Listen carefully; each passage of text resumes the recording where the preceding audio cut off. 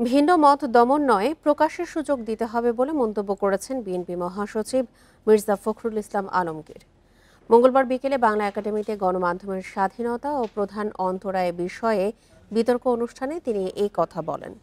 ছায়া সংসদ বিতর্কে প্রধান অতিথির বক্তব্যে মির্জা ফখরুল বলেন, গণতন্ত্রের সৌন্দর্য ভিন্ন মত, কেউ একমত না হলেও ভিন্ন মত প্রকাশের ক্ষেত্রে সুরক্ষার সর্বোচ্চ চেষ্টা করতে হবে। বিএনপি মহাসচিব আশা প্রকাশ করেন, তরুণদের হাত ধরেই আগামীতে পৃথিবীতে মাথা উঁচু করে দাঁড়াবে দেশ। এছাড়া দেশের কাঙ্ক্ষিত উন্নয়নের জন্য ঢাকার সাথে প্রান্তিক পর্যায়ে দূরত্ব কমানোর ওপর জোর দেন তিনি।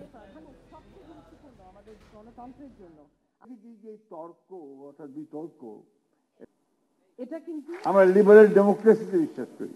আমরা বিশ্বাস করি যে আমার কথা বলার স্বাধীনতা থাকতে হবে, তোমারও কথা বলার স্বাধীনতা থাকতে হবে, এবং এটাই হচ্ছে উপযুক্ত একটা ডেমোক্রেসি। বুয়েট শিক্ষার্থী শহীদ আবরার ফাহাদের দেখানো পথে রাজনীতি করছে এনসিপি, এমন কথা বলেন দলের আহ্বায়ক নাহিদ ইসলাম। মঙ্গলবার সকালে কুষ্টিয়ার পথসভায় কথা বলেন তিনি। পরে বিকেলে মেহেরপুরের পথসভায় হাসনাত আবদুল্লাহ মন্তব্য করেন, জনগণ সাথে থাকলে কোনো নেতাকে বিদেশে পালাতে হয় না। জুলাই গণ অভ্যুত্থানের বর্ষপূর্তিতে পদযাত্রা করছে এনসিপি। পদযাত্রার অষ্টম দিনে এনসিপির কর্মসূচি শুরু হয় কুষ্টিয়া থেকে। দুপুরে কুমারখালীর রায়ডাঙ্গায় শহীদ আবরার ফাহাদের কবর জিয়ারত করেন এনসিপির নেতারা। পরে পাঁচ রাস্তা মোড়ে পথসভায় নাহিদ ইসলাম বলেন, আবরার ফাহাদ থেকে আবু সাইদ অভ্যুত্থানে নিহত শহীদরা স্বৈরাচার মুক্ত বাংলাদেশ দেখতে চেয়েছিলেন। সে দেশ গড়তে সবাইকে একসাথে কাজ করতে হবে। দেশ গড়তে জুলাই পদযাত্রায় আমরা সেই শহীদদের আকাঙ্ক্ষাকে ধারণ করছি। সেই শহীদরা যেই স্বপ্নের বাংলাদেশ দেখেছিল, যে স্বাধীন সার্বভৌম মর্যাদার বাংলাদেশ স্বপ্ন দেখেছিল, যে বাংলাদেশপন্থী রাজনীতির উত্থান তারা করতে চেয়েছিল, আমরা সেই রাজনীতি করতে চাই। সেই আহ্বান আমরা পুরো দেশবাসীকে জানাচ্ছি। কুষ্টিয়া থেকে পদযাত্রাটি যায় মেহেরপুরে। গাংনীতে পথসভায় হাসনাত আবদুল্লাহ বলেন, এনসিপি বিশ্বাস করে ক্ষমতার উৎস দিল্লি নয়, কোনো ব্যবসায়ীও নয়, জনগণই সব। আমরা বিশ্বাস করি ক্ষমতার উৎস দিল্লি নয়, ক্ষমতার উৎস বসুন্ধরা নয়, ক্ষমতার উৎস এসএলএম নয়, ক্ষমতার উৎস কোনো ব্যবসায়ী নয়, ক্ষমতার উৎস কেবলমাত্র জনগণ। বৃষ্টি উপেক্ষা করেই পদযাত্রা কর্মসূচি পালন করে এনসিপি। অংশ নেয় বিভিন্ন পর্যায়ের নেতাকর্মীরা। তাপস সরকার, ইন্ডিপেন্ডেন্ট নিউজ। রাজধানী জুড়ে টানা বর্ষণে নগরীর বেশ কিছু স্থানে দেখা দিয়েছে জলাবদ্ধতা। এতে চরম ভোগান্তিতে পড়েছেন নগরবাসী। বিশেষ করে কর্মজীবী মানুষজন পড়েছেন নানা বিপত্তিতে।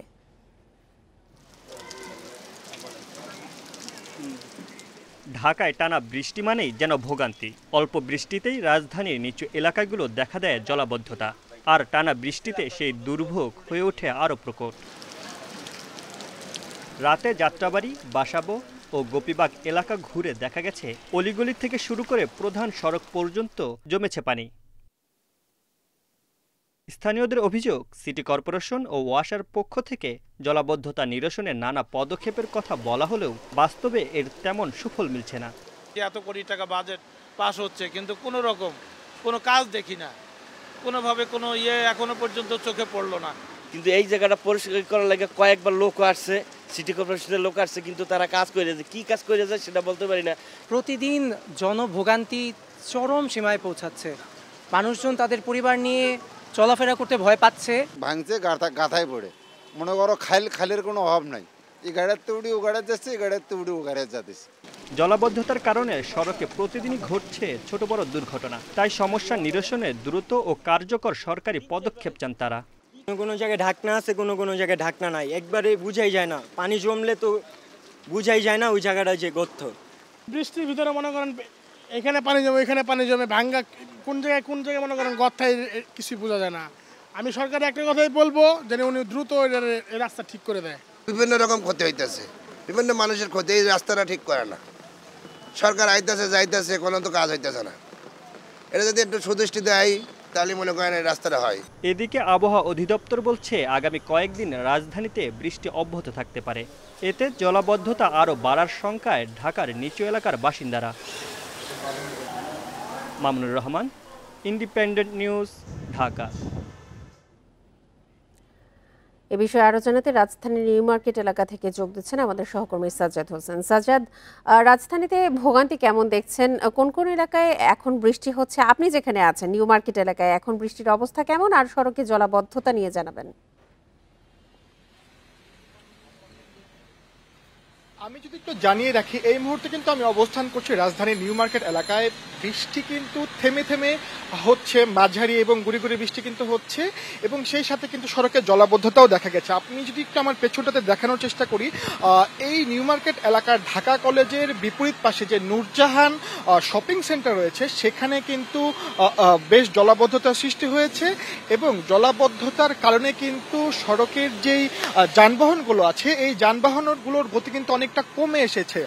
স্বাভাবিক গতির চাইতেই কিন্তু যানবাহনগুলো একটু ধীর গতিতে যাচ্ছে, এবং জলাবদ্ধতার নিরসনে কিন্তু আমরা এখানে এসে দেখতে পেয়েছি যে সিটি কর্পোরেশনের পক্ষ থেকে পাম্পের সাহায্যে কিন্তু পানি কমানোর কিন্তু চেষ্টা করা হচ্ছে।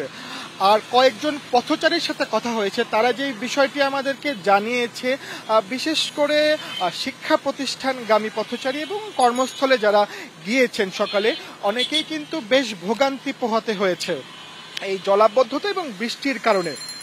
বিশেষ করে রিক্সা এবং মোটরসাইকেলগামী যে পথচারীগুলো ছিল, তারা কিন্তু অনেকটা ভিজে কর্মস্থল এবং শিক্ষা প্রতিষ্ঠানগুলোতে গিয়েছে।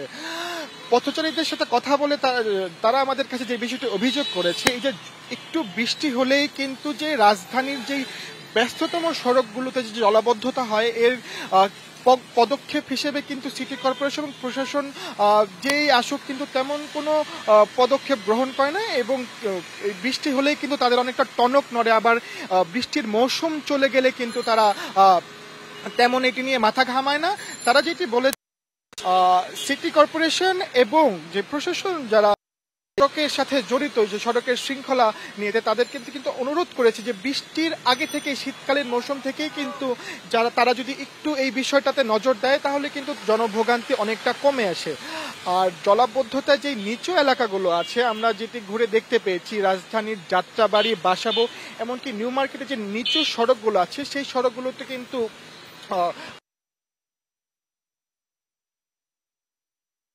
নিউ মার্কেট এলাকা থেকে জলাবদ্ধতার সবশেষ তথ্য নিয়ে জানাচ্ছিলেন আমাদের সহকর্মী সাজ্জাদ হোসেন। দেশের বিভিন্ন স্থানে ভারী বৃষ্টিতে জলাবদ্ধতার সৃষ্টি হয়েছে। এতে ভোগান্তিতে পড়েছেন স্কুল কলেজগামী শিক্ষার্থী ও কর্মজীবী মানুষ। পরিকল্পিত ড্রেনেজ ব্যবস্থা না থাকায় এই অবস্থা, অভিযোগ স্থানীয়দের। এদিকে ফেনীর পরশুরাম ও ফুলগাজীতে মুহুরী ও সিলোনিয়া নদীর 10টি স্থানে বাঁধ ভেঙে পানি ঢুকেছে লোকালয়ে। স্রোত বইছে বিপদসীমার 137 সেন্টিমিটার ওপরে। মৌসুমী বায়ুর প্রভাবে সোমবার রাত থেকে থেমে থেমে বৃষ্টি হচ্ছে ফেনীতে। মঙ্গলবার সকাল থেকে টানা বৃষ্টিতে জলাবদ্ধতা দেখা দেয় রামপুর, শাহিন একাডেমি এলাকা, পাঠানবাড়ি, নাজির রোড সহ বিভিন্ন এলাকায়। পরশুরাম ও ফুলগাজীতে মুহুরী ও সিলুনিয়া নদীর অন্তত 10টি স্থানে বাঁধ ভেঙে পানি ঢুকেছে লোকালয়ে। স্কুলে মনে করছিলাম আজকে পরীক্ষা আছে, তবে পানির কারণে আজকে পরীক্ষা বাতিল করে দিয়েছে। নিচের তলা সব বিল্ডিং এর আশঙ্কাজনক ডুবে যাওয়ার সম্ভাবনা বেশি এই মুহূর্তে। পৌর প্রশাসক বলছে, অতিবৃষ্টির পানি নামতে ড্রেনেজ ব্যবস্থার সক্ষমতা না থাকায় জলাবদ্ধতা তৈরি হয়। তবে তাদের 12টি ইউনিট পানি নিষ্কাশনের কাজ করছে। ফেনী শহরের জলাবদ্ধতার অন্যতম কারণই হচ্ছে এই ড্রেনেজ ব্যবস্থার যে অপর্যাপ্ত ড্রেনেজ সিস্টেম, এবং এই ড্রেনেজগুলির যে আউটফল, সেগুলি পরিষ্কার না থাকা। তো আমাদের ক্যাচমেন্টে আমরা এই আউটফলগুলি আমরা পরিষ্কার করে দিয়েছি। ভারী বৃষ্টিতে নোয়াখালী শহরের বিভিন্ন সড়কে জলাবদ্ধতা সৃষ্টি হয়েছে। জলাবদ্ধতা দেখা দেয় শিক্ষা প্রতিষ্ঠান, দোকানপাট ও আবাসিক এলাকায়ও। দুর্ভোগে পড়েন অফিসগামী মানুষ ও শিক্ষার্থীরা। লক্ষ্মীপুর পৌর এলাকার কলেজ রোড, জেবি রোড সহ কয়েকটি এলাকায় জলাবদ্ধতা দেখা দেয়। একই অবস্থা বাগেরহাটের পৌর এলাকায়। পরিকল্পিত ড্রেনেজ ব্যবস্থা না থাকায় সামান্য বৃষ্টিতে পানি জমে যায় বলে অভিযোগ স্থানীয়দের। জোয়ারের পানি উঠে যায়, বৃষ্টির পানি উঠে যায়, ঘরে রান্না বান্না কষ্ট হয়, হাঁটা চলা, বাথরুমে সব কিছুই কষ্ট। বৃষ্টি হওয়ার আগে পরিষ্কার করে রাখে, তাহলে বর্ষায় পানিটা জমে না আর এই দুর্ভোগে আমাদের পড়তে হয় না।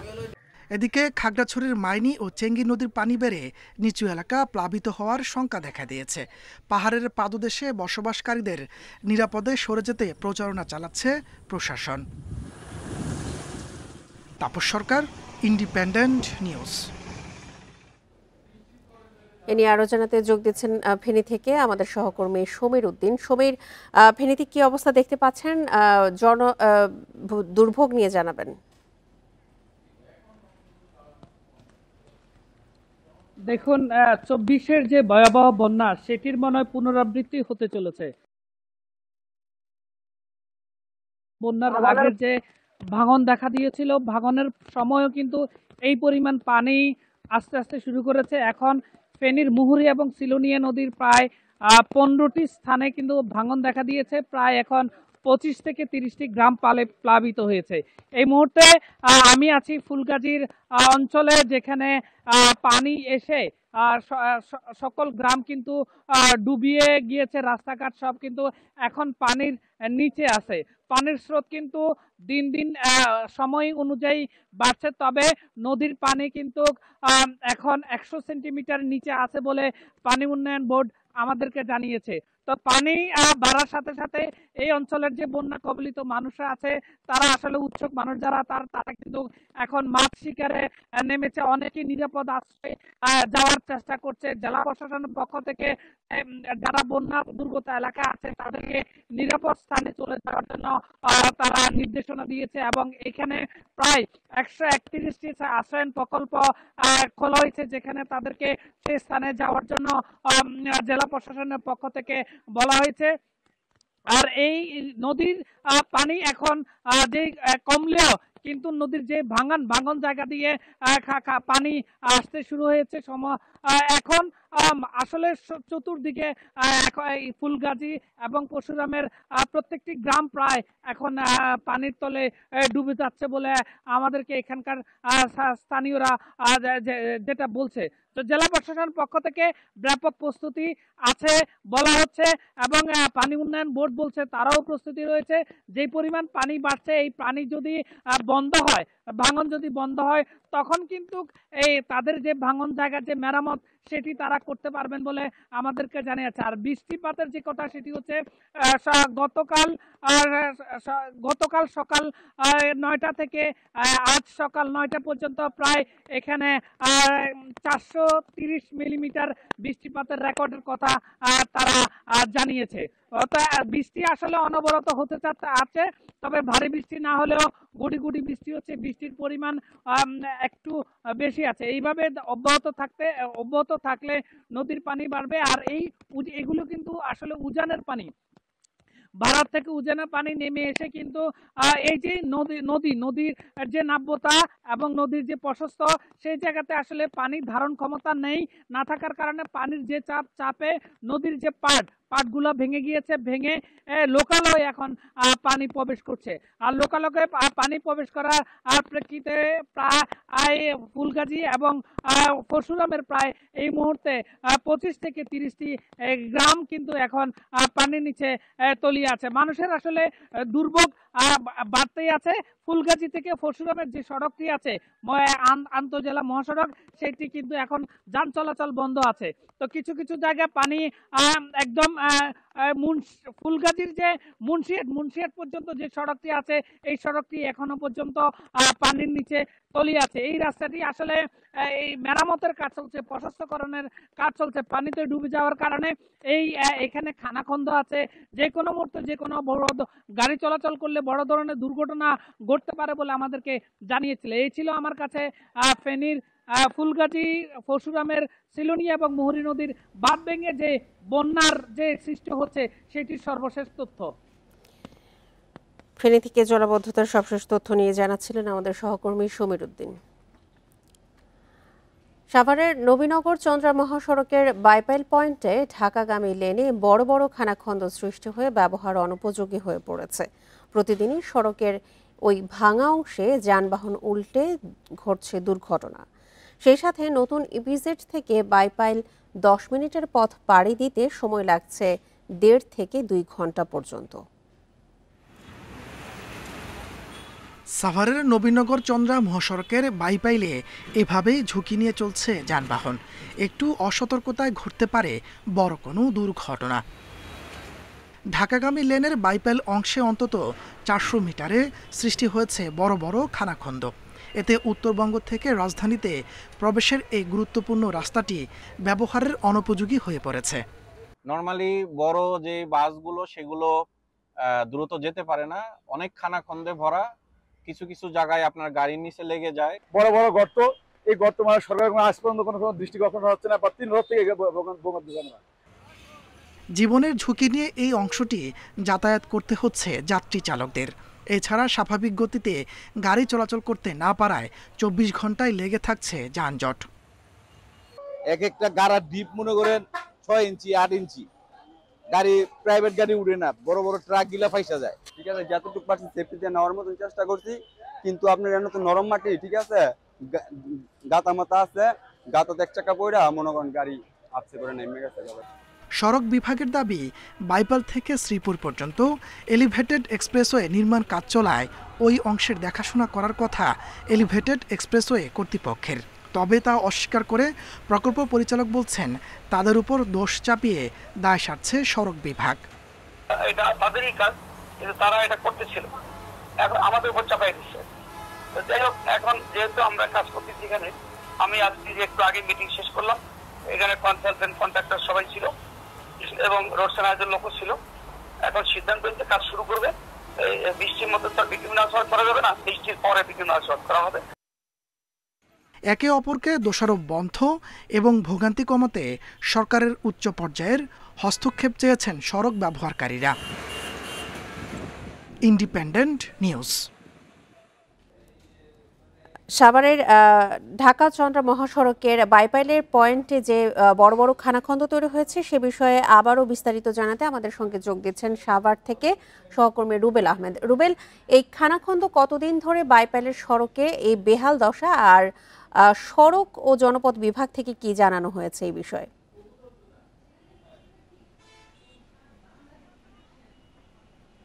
দেখুন, এই নবীনগর চন্দ্রা মহাসড়কের যে খানাখন্দ, এই খানাখন্দটি কিন্তু আমরা দেখতে পেয়েছি কুরবানি ঈদের সময় যে টানা বর্ষণ হয়েছিল, সেই বর্ষণের সময় কিন্তু এই নবীনগর চন্দ্রা মহাসড়কের বাইপাইল পয়েন্টে কিন্তু ছোট ছোট খানাখন্দ তৈরি হয়। তখন কিন্তু আমরা গত মাসের 18 তারিখে ইন্ডিপেন্ডেন্ট টেলিভিশনে এই সংক্রান্ত একটি কিন্তু প্রতিবেদন প্রকাশ করেছিলাম। এরপরে যদি কর্তৃপক্ষ নড়েচড়ে বসতো, সেক্ষেত্রে কিন্তু আজকে সড়কের যে চিত্রটি আপনি দেখতে পাচ্ছেন, এটি কিন্তু সেই ছোট ছোট খানাখন্দগুলো এখন এত বড় পর্যায়ে গিয়েছে, অনেকটা এই নবীনগর চন্দ্রা মহাসড়কের বাইপাইল পয়েন্ট ব্যবহার অনুপযোগী হয়ে গিয়েছে। তারপরেও রাজধানী ঢাকাতে প্রবেশের অন্যতম একটি পথ হচ্ছে এই নবীনগর চন্দ্রা মহাসড়ক, যার কারণে মানুষজন কিন্তু জীবনের ঝুঁকি নিয়ে চরম ভোগান্তির মধ্যেও কিন্তু তারা এই নবীনগর চন্দ্রা বাইপাইল পয়েন্ট দিয়ে কিন্তু তারা অতিক্রম করছে। এবং আমি একটু জানিয়ে রাখি, এই বড় বড় যে খানাখন্দ, এই খানাখন্দ যে নবীনগর চন্দ্রা মহাসড়কের 15 কিলোমিটার অংশে তা কিন্তু না, এই বাইপাইল পয়েন্টের 3 থেকে 400 মিটার অংশে এই বড় বড় খানাখন্দ তৈরি হয়েছে। দীর্ঘদিন ধরে ঈদের পর থেকে এই খানাখন্দ তৈরি হলেও আমরা দেখতে পাচ্ছি যে এখন পর্যন্ত কর্তৃপক্ষের বিন্দু পরিমাণ কোনো ধরনের উদ্যোগ আমরা এই খানাখন্দ সংস্কারের উদ্যোগ নিতে কিন্তু আমরা দেখতে পাইনি। দিন যতই যাচ্ছে এই খানাখন্দের পরিমাণ কিন্তু ততই বেড়ে যাচ্ছে। আমরা গতকালকে দেখতে পেয়েছি 3 থেকে 4টি গাড়ি এই খানাখন্দের মধ্যে বিকল হয়েছে এবং 2টি পণ্যবাহী যে ট্রাকগুলো রয়েছে সেগুলো কিন্তু এই খানাখন্দের মধ্যে কিন্তু উল্টে যেতেও আমরা দেখতে পেয়েছি। এবং এই সংক্রান্ত বিষয় নিয়ে আমি সড়ক বিভাগের সাথে কথা বলেছি। সড়ক বিভাগ আমাকে জানিয়েছেন, এই নবীনগর চন্দ্রা মহাসড়কের বেশ কিছু অংশে ঢাকা আসলে এলিভেটেড এক্সপ্রেসওয়ের নির্মাণ কাজ চলাতে এই সড়কের দায়িত্বে রয়েছে এলিভেটেড এক্সপ্রেসওয়ে কর্তৃপক্ষ। আমি এলিভেটেড এক্সপ্রেসওয়ে কর্তৃপক্ষের যিনি প্রকল্প পরিচালক রয়েছেন শফিকুল ইসলাম, তার সাথে কথা বলেছি। তিনি বলছেন দ্রুততম সময়ের মধ্যে তারা এই সড়কটি সংস্কারের তারা উদ্যোগ নেবেন, কিন্তু সেই দ্রুততম সময় কবে হবে সে সময় যতই যাচ্ছে মানুষের দুর্ভোগ কিন্তু ততই বেড়ে যাচ্ছে। সাভার উপজেলাকে এই বাইপাইল পয়েন্টের কারণে উত্তর দক্ষিণ দুটি ভাগে কিন্তু বিভক্তের মতো দেখা যাচ্ছে। এই স্থানীয় যারা রয়েছেন তারা বলছেন যেহেতু বিকল্প কোনো সড়ক নেই, যার কারণে দ্রুততম সময় নয়, তারা বলছেন আজকে সকাল থেকে অর্থাৎ এখন থেকে এই সড়ক সংস্কারের জন্য তারা কিন্তু দাবি জানিয়েছেন। তারা বলছেন যে কোনো ধরনের বড় ধরনের দুর্ঘটনা ঘটার আগেই তারা এই সড়কটি সংস্কারের জন্য কর্তৃপক্ষের প্রতি আহ্বান জানিয়েছেন। এলিভেটেড এক্সপ্রেসওয়ে কর্তৃপক্ষ সড়ক বিভাগের উপরে দায় চাপানোর চেষ্টা করছে। সড়ক বিভাগ এলিভেটেড এক্সপ্রেসওয়ের উপরে দায় চাপানোর চেষ্টা করছে। তবে সড়ক বিভাগের পক্ষ থেকে এলিভেটেড এক্সপ্রেসওয়ের কাছে একটি চিঠি ইস্যু করা হয়েছে গত মাসের 26 তারিখে। সেই চিঠিটি আমাদের হাতে এসেছে। সেখানে আমরা দেখতে পেয়েছি ঢাকা বিভাগের যিনি অতিরিক্ত প্রকৌশলী রয়েছে সড়ক বিভাগ, তার স্বাক্ষরিত চিঠিতে এলিভেটেড এক্সপ্রেসওয়ে কর্তৃপক্ষকে এই সড়কের বেহাল অবস্থার চিত্র ধরে কিন্তু তারা কিন্তু এই সড়কটি সংস্কারের জন্য এলিভেটেড এক্সপ্রেসওয়ে কর্তৃপক্ষকে গত মাসের 26 তারিখে তারা একটি চিঠি ইস্যু করে তারা কিন্তু তাদেরকে অনুরোধ জানিয়েছেন। কিন্তু তারপরেও এলিভেটেড এক্সপ্রেসওয়ে কর্তৃপক্ষ এখন পর্যন্ত দৃশ্যমান কোনো কাজ এখানে ধরেনি, যার কারণে সময় যতই যাচ্ছে ততই কিন্তু এই সড়কের খানাখন্দ বেড়েই চলছে এবং সড়কটি সময়ের সাথে পাল্লা দিয়ে ব্যবহার অনুপযোগী হয়ে যাচ্ছে। এবং উত্তরবঙ্গ থেকে যে ধরনের যানবাহনগুলো গাবতলীতে প্রবেশ করে নবীনগর হয়ে সেই ধরনের যানবাহনের কিন্তু চরম ভোগান্তিতে পড়তে হচ্ছে। এবং আপনি জানেন যে সাভার একটি শিল্পাঞ্চল, যার কারণে এই শিল্পাঞ্চলের যে শিল্প কারখানার যে কভার্ড ভ্যানগুলো রয়েছে, মালবাহী যে ট্রাকগুলো রয়েছে, তারাও কিন্তু চরম বিপাকে পড়েছে। এবং স্থানীয় যে যাত্রীরা রয়েছে তারা কিন্তু এই যানজটে আটকা থেকে তাদের অবস্থা একেবারে নাজেহালের অবস্থার মতো রয়েছে। সবাই খুব চরম ভোগান্তিতে রয়েছে। দ্রুততম সময়ের মধ্যে সড়কটি সংস্কারের দাবি জানাচ্ছেন সবাই। নবীনগর চন্দ্রা মহাসড়কের বাইপাইল পয়েন্টে বড় বড় খানাখন্দে জনদুর্ভোগ তৈরি হয়েছে। এই বিষয়ে বিস্তারিত জানাচ্ছিলেন আমাদের সহকর্মী রুবেল আহমেদ। মতিঝিল থেকে কমলাপুর অংশে মেট্রো রেল সম্প্রসারণে খরচ কমল। ঠিকাদার প্রতিষ্ঠানের সঙ্গে দর কষাকষিতে কমানো হয়েছে 186 কোটি টাকা। প্রকল্পের ব্যবস্থাপনা পরিচালক জানান, রেল লাইন, বিদ্যুৎ লাইন ও সংকেত ব্যবস্থায় খরচ সমন্বয় করা হয়েছে। সব ঠিক থাকলে আগামী বছরের ডিসেম্বরের মধ্যে এই অংশ চালু হতে পারে। মেট্রো রেলের মতিঝিল থেকে কমলাপুর অংশে রয়েছে 1.16 কিলোমিটার। উড়াল পথ ও স্টেশন নির্মাণে কাজ করছে ইতালি থাই ডেভেলপমেন্ট কোম্পানি। এখন পর্যন্ত কাজ হয়েছে অর্ধেকের বেশি। আর রেল লাইন, বিদ্যুৎ লাইন ও সংকেত ব্যবস্থাপনার কাজ করছে জাপান ও ভারতের দুটি প্রতিষ্ঠান। সম্প্রসারিত অংশের খরচ চাওয়া হয় 651 কোটি টাকা, কিন্তু খরচ কমাতে প্রয়োজনে উন্মুক্ত দরপত্রের সিদ্ধান্ত নেয় সরকার। দীর্ঘ দর কষাকষির পর খরচ দাঁড়িয়েছে 465 কোটি টাকা। কন্ট্রাক্ট অ্যাওয়ার্ডের জন্য ওরা রিভাইজড অফার দিয়েছে একটা, যে অফারটা অরিজিনালি ছিল 17 জুলাই 2023-তে। 2 বছর নেগোসিয়েশনের পরে প্রায় এই প্রাইসে আমরা একটা অফার দিয়েছে। সেই রিভাইজড অফারটা হলো আগের চেয়ে প্রায় 30% কম। বিশেষজ্ঞদের মন্তব্য, যে কোনো প্রকল্পে বাড়তি খরচ করা এতদিন নিয়মে পরিণত হয়েছিল, এবার তার ব্যতিক্রম হলো। ভবিষ্যতে আরও পর্যালোচনার তাগিদ তাদের। একটু সতর্কবার্তা দিতে হবে যে আমি যা ইচ্ছা তা করতে পারি না। জনগণের টাকায় যখন উন্নয়ন হয়, এটা যেন সাশ্রয়ী মূল্যে হয়, টেকসই মূল্যে হয়। যাদের কাজ করার কথা তারাই যেন কাজ করে, এলোমেলো যেন কাজ না হয়। মেট্রো রেলের MRT 6 লাইন উত্তরা থেকে কমলাপুরে মিশবে। একই সঙ্গে লাইন 1 রুটের একটি অংশ বিমানবন্দর থেকে কমলাপুরে শেষ হবে। Shahid Ahmed, independent news, Dhaka. সমবায় সমিতির নামে চলছে রমরমা সুদের ব্যবসা। টাকা নিয়ে অনেক মানুষ নিঃস্ব হয়ে পড়েছে। গ্রাহকদের জিম্মি করে খালি চেকে স্বাক্ষর রাখেন দাদন ব্যবসায়ীরা। এমনকি ইচ্ছে মতো কয়েক গুণ টাকা বসিয়ে মামলাও দেওয়া হয় গ্রাহকদের বিরুদ্ধে। অতিরিক্ত লাভের আশায় কোনো লেনদেন না করার পরামর্শ সমবায় কর্মকর্তাদের। দিনাজপুরে দাদনের জালে সর্বশান্ত হচ্ছে সাধারণ মানুষ। উচ্চ সুদে টাকা নিয়ে সর্বশান্ত ভুক্তভোগীরা। বিরামপুরের 2 স্কুল শিক্ষক মোহাম্মদ সানাউল্লাহ ও রেজাউল করিম জরুরি প্রয়োজনে দাদন ব্যবসায়ীর কাছ থেকে 6000 টাকা সুদে 1 লাখ করে টাকা নেন। সেই 1 লাখ টাকার সুদ দেন 4 লাখ টাকা। তারপরও টাকা পরিশোধ না হওয়ার অভিযোগে তাদের বিরুদ্ধে আদালতে 11 লাখ টাকা চেক ডিজনারের মামলা হয়। আমার একটা ছোট্ট দোকান আছে বিরামপুরে, ওই দোকানে এসে হুমকি, লোকজন নিয়ে এসে ওনার বিভিন্ন প্রতিনিধি নিয়ে আসে, আমাকে বলে যে তুমি টাকা না দাও তাহলে তোমার নামে, তোমার ওয়াইফের নামে এত টাকার মামলা করবো। 5000 টাকা করে জমা দিছি। ওইখানে দেওয়ার পর ওই স্যার কিন্তু বলে এই সপ্তাহেতে দিব। বুধবারের দিন মিটিং হয়ে আছে, এয়ার টেবিল অনেক কিছু কিন্তু আনছে। আনার পর আমরা কিন্তু এইটাতে ভরসা করে কিন্তু আমরা দিছি টাকা পাওয়া যাচ্ছে। ঠিকই বোধহয় এখানে সম্মতি হচ্ছে। লালমনিরহাটের সমবায় সমিতির নামে চলছে অবৈধ ঋণ ও সুদের ব্যবসা। গ্রাহকদের জিম্মি করতে ফাঁকা ব্যাংক চেকে স্বাক্ষর নিয়ে দেওয়া হচ্ছে ঋণ সুবিধা। পুরো টাকা খুঁজে কই আছে, ওখান থেকে এনে দেখা গেলো দোকানে একটু ইনভেস্ট করলো, তারপরে লাভ দিতে দিতে ও দেখা গেলো ব্যবসাটা পরে আর চলে না। নওগাঁয় গ্রাহকদের প্রায় 20,000 কোটি টাকা নিয়ে পালিয়েছে অর্ধশতাধিক সমবায় সমিতি লিমিটেড ও এনজিও। অতিরিক্ত লাভের আশায় কোনো লেনদেন না করার পরামর্শ সমবায় কর্মকর্তাদের। জানালেন নতুন করে সমবায় সমিতির রেজিস্ট্রেশন না দেওয়ার কথা। সমিতির বিরুদ্ধে সমবায় আইন 2001 সংশোধন 2 ও 13 এর বিধি মোতাবেক আমরা ব্যবস্থা গ্রহণ করি। জামালপুরের মাদারগঞ্জে 32,000 গ্রাহকের 720 কোটি টাকা ফেরত দিতে পারছে না 23টি সমিতি। এসব আমানত ফেরতের জন্য 2 বছরের বেশি সময় মানববন্ধন সহ নানা আন্দোলন করছেন গ্রাহকরা। সোহেলি জাহান, ইন্ডিপেন্ডেন্ট নিউজ। পাঠ্য বইয়ে মেধার বদলে ব্যক্তি চর্চা থেকে বেরিয়ে আসার তাগিদ চিন্তক বদরুদ্দিন উমরের। আর বিদেশি সাহিত্য সম্পর্কে জানার সুযোগ তৈরিতে অনুবাদ বইয়ের উপর গুরুত্ব দেওয়ার পরামর্শ নবীন প্রবীণ লেখকদের। মঙ্গলবার প্রকাশনা সংস্থা বাতিঘরের 20 বছর পূর্তির অনুষ্ঠানে উঠে আসে এই পরামর্শ। মৌলিক বইয়ের প্রকাশক বাতিঘর 20 বছর পূর্ণ করে 21-এর যাত্রায়। রাজধানীর বাংলা মোটরে বিশ্ব সাহিত্য কেন্দ্রে তাই লেখকদের এই মিলন মেলা। দেশের বইগুলো পাই, এটা খুব আনন্দের আমার কাছে, আপনাদের জন্য হয়তো বা এমনকি এখানে তো আমরা অর্ডার দিলে বাইরের বইটাও আমরা এখানে পেয়ে যাই।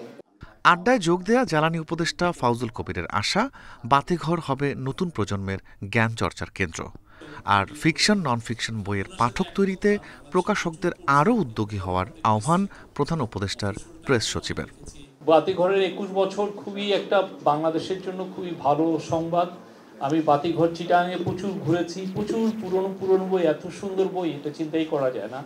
আর এইটাও খুবই সুন্দর। আমি অলমোস্ট প্রতি সপ্তাহে 2-3 দিন আসি। আমি আশা করব যে বাতিঘরের এগিয়ে চলা অব্যাহত থাকবে এবং যে সবাই যে আক্ষেপ করছেন যে এখন কেউ বই পড়ে না, সেই পাঠাভ্যাস গড়ে উঠবে। দেশে অনুবাদ সাহিত্যের প্রসারের ওপর গুরুত্ব দেন অধ্যাপক আব্দুল্লাহ আবু সাঈদ। আর এখনকার পাঠ্য বইয়ে মেধা চর্চার উপাদান নেই বলে মন্তব্য চিন্তক বদরুদ্দিন উমরের।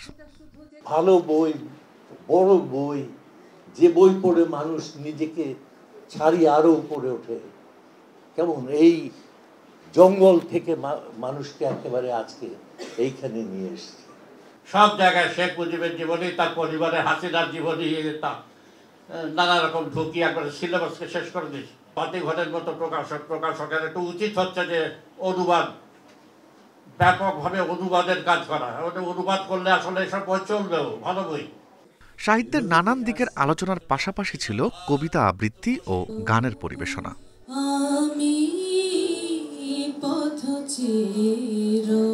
Rifat Alam, independent news, Dhaka. এছাড়া বিরতিহীন ইন্ডিপেন্ডেন্ট সংবাদে এছাড়া ইন্ডিপেন্ডেন্ট টেলিভিশনের সব খবর আরও বিস্তারিত জানতে চোখ রাখুন ফেসবুক, ইউটিউব এবং এক্সে। ধন্যবাদ সবাইকে।